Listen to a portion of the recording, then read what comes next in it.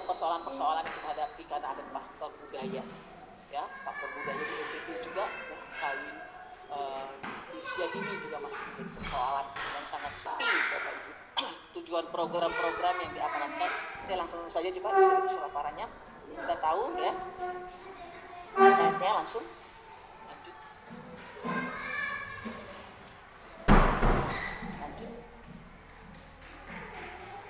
Ini adalah misi yang sangat mulia pada masa pemerintahan saat ini, bagaimana kita menjadi Indonesia yang maju, berdaulat, mandiri, berkepribadian, berdasarkan gotong royong. Tanpa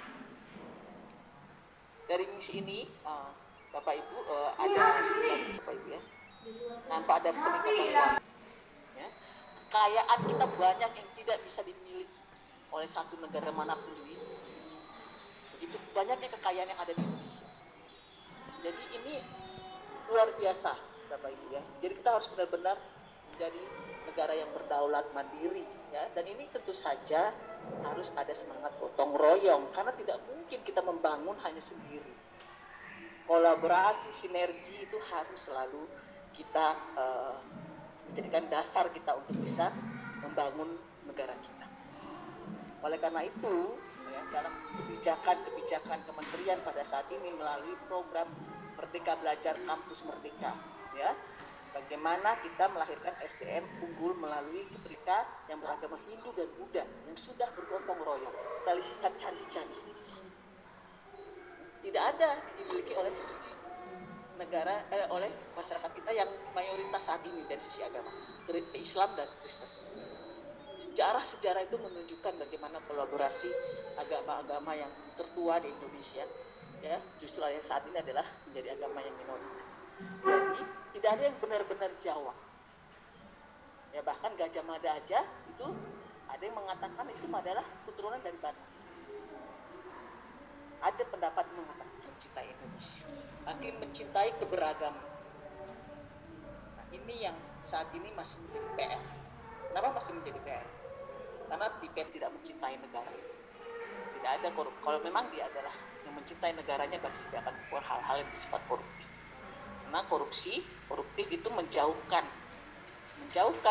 kita dari tujuan. Anggarannya diambil untuk kepentingan pribadi.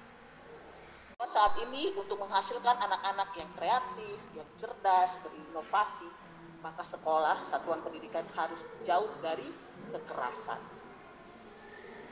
Ya, sehingga 3 dosa besar juga bagian dari program yang harus dikawal dalam mendukung pelaksanaan kebijakan Merdeka Belajar Kampus. Jadi Merdeka Belajar itu bagaimana guru nyaman mengajar, berinovasi, anak-anak juga merdeka dalam belajar, tidak merasa tertekan. Bahwa belajar itu adalah sebagai suatu kesekan dengan berbagai bidang, karena semua terdampak. Pendidikan terdampak, ekonomi terdampak, tidak hanya kesehatan. Nah, oleh karena itu kita juga menghapus ya bagi 4 di sini ya, kebijakan Merdeka Belajar yang pertama, RPL ya, untuk dosen, untuk guru khususnya untuk beban. Jadi kita juga membuat aturan-aturan yang tidak mengekang guru ya, karena memang kalau saya lihat aturan-aturan terdahulu sangat rigid dan sebagainya. Nah, lalu ada kampus Merdeka yang pada saat ini juga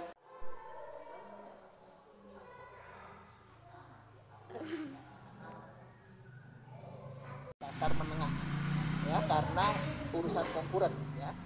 Nah, urusan konkuren ada tanggung jawab kita sebagai regulator, pembina teknis, pengawas teknis.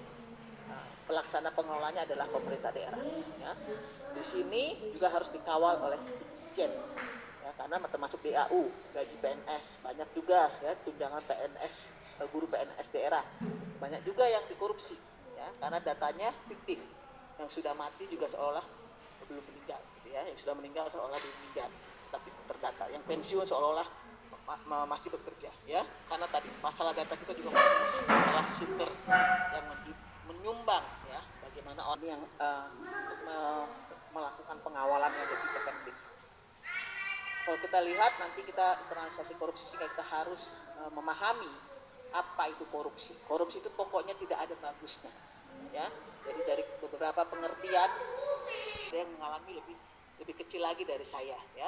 Tapi lihat, tidak mungkin cukup Sehingga dulu tidak heran kalau PNS banyak yang korupsi untuk hidup, karena gaji tersebut hanya harusnya mereka yang tidak mampu kan di golongan 1 misalkan ya, kalau ada pembagian golong, tetapi langsung. Jadi kita masih dalam Singapura, Malaysia. Nah, ini data yang seharusnya mendapat kita semua yang tidak bisa. Pemetaan ekonomi ya, ya, desa melakukan desa kan, dana desa. Nah, ini juga masuk pendidikan ya. Sektor pelayanan publik juga menjadi sektor yang paling terjadi korupsi seperti pendidikan, kesehatan, dan sebagainya. Masing-masing gitu ya. Sektor kerugian terbesar adalah pertanahan, karena tanah selalu apa ya, tadi dari lingkup wilayahnya ini adalah ASN, pasti ASN karena dia dari jabatan ya. ASN dan swasta kalau PBJ ya, kalau desa itu dana desa ya.